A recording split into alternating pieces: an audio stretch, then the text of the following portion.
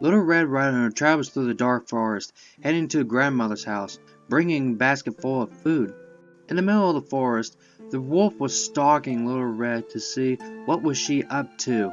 She sensed something was wrong and she was frightened.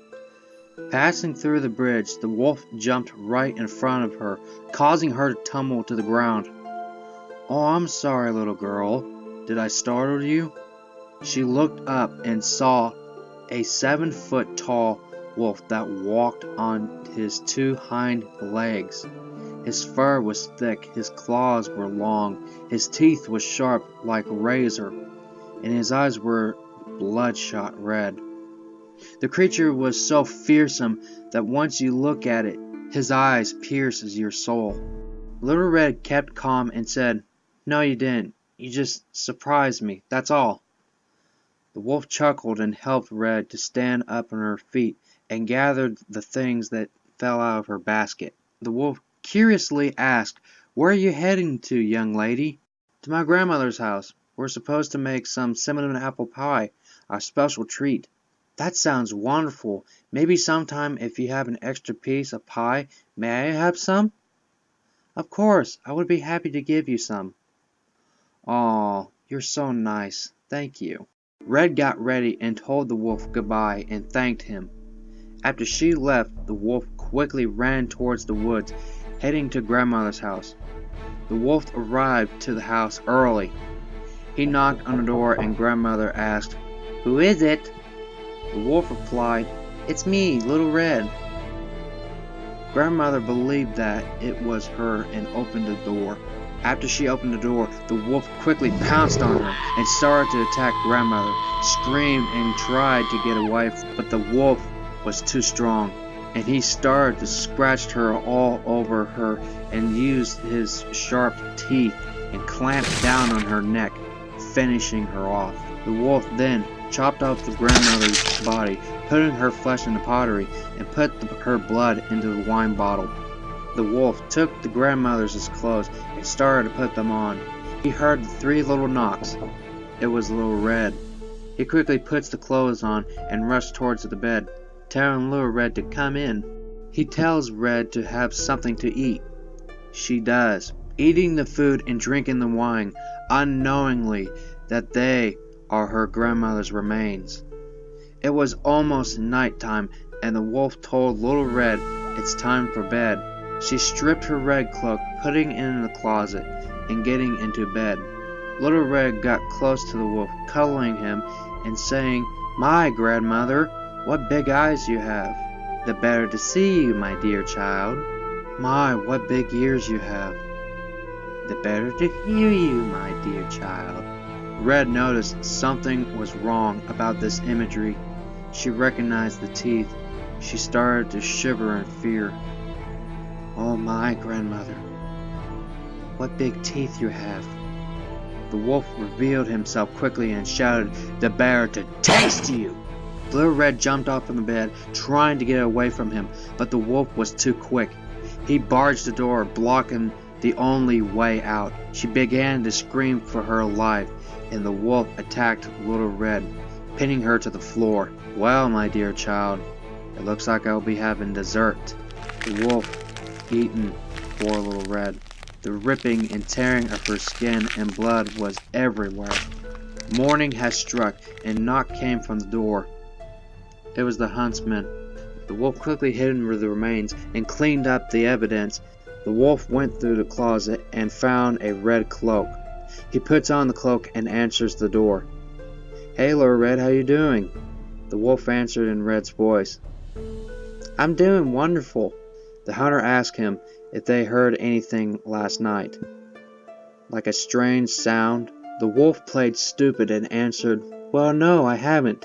The huntsman asked, "Can I come in?" The wolf answered, "Yes." After the huntsman came in, a horrible smell hit him. It came from underneath the bed. "Red, do you even notice the smell?" "No, I haven't." The huntsman checked under the bed and saw the remains of Little Red. After he got up to kill the fake Little Red, the door was wide open and the wolf was gone. Left no tracks, no nothing. The huntsman was there, and he blamed himself that he should have came earlier to save them, and could have noticed that devilish wolf. The huntsman took vengeance and killed every single wolf that was around the village, and collected their fur and made them into trophies, making sure that this incident would never happen again. Years passed and all the warriors were gone.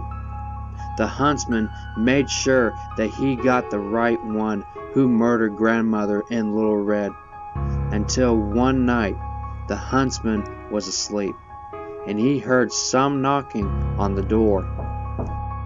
The huntsman wondered why would someone would knock on my door at night. Then he heard, "Mr. Huntsman," that voice. I recognized that voice. It was Little Red. I couldn't believe it. She was not alive. I saw her. She was dead. I buried her. He got up and quickly ran towards the door and opened it. There, in the rain, hanging from the gate, was Little Red's cloak. He picked it up and glared at it and started to tear up. Then he heard a chuckle. From the distance into the woods, he spotted the wolf. The wolf spoke to him in Red's voice. "Huntsman, why didn't you save me and my grandmother?" "You're so weak. I had to thank you, Huntsman, for hunting all those wolves. Those little bastards keep stealing my food." The huntsman stared at the wolf, positioning himself where the wolf sat, huffing and puffing with rage. "How dare you attack an elderly woman and a child? They are innocent. They did nothing wrong," the huntsman said. The wolf replied, "Don't preach to me like you're a saint. I've seen how you killed my kind like an animal you are. On my behalf, I gave a world a favor, cleaning up the scraps. You know those missing people or children on the walls? When you walk into the village, I took care of them. You wondered why you didn't see any homeless bums lying on the streets begging for gold and food, or any orphans wandering about," Huntsman replied. "Red wasn't an orphan or homeless, neither was the grandmother. So why did you kill them?" "Just for sport. It was fun till it lasted. Shredding the old lady and pretending to be her, cooking her remains, and made her blood into wine, and watched Little Red eat her remains." "You son of a bitch, I will make you pay!" He grabbed an axe that was lying about and ready to attack, but the wolf was gone. The huntsman ran into the woods, tracking down the wolf for hours and no sign of him. He looked and he looked and he looked, and still couldn't find him. In frustration and rage, the huntsman let out a roar and shouted, "You coward! You would attack a weak, but you couldn't face a man? Show yourself!" The huntsman took one step and tumbled down to the hill and reached to the bottom. When he landed, it almost sounds like pieces of wood, but it was smooth. He looked and noticed that he was lying on top of the skeletal remains of human bodies piled up all over the place. There were at least hundreds of them, and still counting. The huntsman heard him again. "I see you found my little stash." The huntsman felt sick and quickly got up. He started to look around for the wolf. "It was fun while it lasted, Huntsman, that we meet again, and this time it would be the last." "Face me, you beast!" Huntsman replied. There was no answer. The huntsman returned to the village to warn them and let them know that he found the missing civilians. The whole village started to grieve for the deceased and laid all the bodies to rest. Some believed the huntsman, but some didn't. They accused him as a wolf, or he's the one that murdered them. The huntsman went to Red's grave and laid her red cloak on the side of her headstone, begging for forgiveness. The huntsman later on went to the pub. Every day he went there and started to become a drunk, trying to forget the past, but his dreams kept on reminding him. No matter how much he tried, the past always finds him. One day he went to the pub, and there was no one around but the waiter. He asked the waiter, "Can I have a bottle of ale?" The waiter replied, "I'll check the back to see if there's any left. That would be 2 shillings." He handed money to him, and then the waiter went to the back. The huntsman lay his head down, resting for a while. Then he heard a man sat right next to him. "Tough day?" he asked. The huntsman replied, "You wouldn't believe it." "That's a shame. Still looking for the wolf?" "Yeah. I couldn't find him, and I couldn't catch the bastard either," the huntsman replied.